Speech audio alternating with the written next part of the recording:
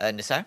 Yeah, yesterday Mr. Jamal bin Omar has blamed the blockade for the misery of the Yemenis, and he asked that this blockade should be lifted so that emergency relief can be delivered to the Yemenis. Does the Secretary General subscribe to that opinion? Also, I have another question regarding the bombardment of Sana'a, which is inscribed by UNESCO as one of the cultural heritage uh, of UNESCO. Why UNESCO did not issue anything regarding the wanton destruction of Sana'a at this time? Well, I'd leave you to get the answer on that from UNESCO itself. For our part, as you know, we have called for a halt to all fighting, and the Secretary General, as you know, spoke 2 weeks ago about the need for an immediate ceasefire, and we followed up on that. Regarding your first question was what again? What about the lifting of blockade? Does the United That Nations call for lifting of blockade the now? measures that were put in place as you know, by the Security Council. So what we're talking about is the Security Council resolution. So that's really a question for the members of the Council. Another thing, the 4 journalists were killed in one incident in Sana'a when Yemen Today television was destroyed by an aerial strike.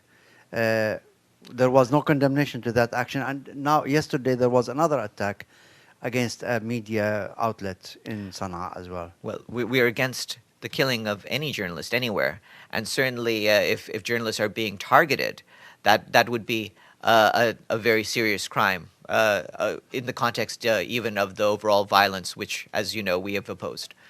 Do I understand you correctly that the blockade which is taking place by the Saudi naval vessels and other Egyptian is legitimate under Security Council resolution, which was 2216? No, those are separate issues. But as you know, there are some measures put in place by the Security Council, and I would refer you to those. Yeah, but here you have the agencies, the relief agencies are complaining that there is no fuel and they cannot deliver food or they cannot deliver Yes, aid. and we've been speaking on that.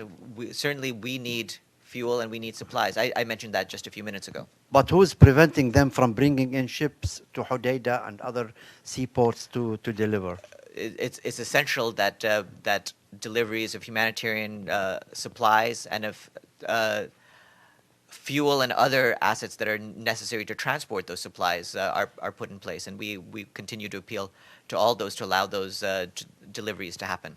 Can you cite any incident when there was no delivery allowed there?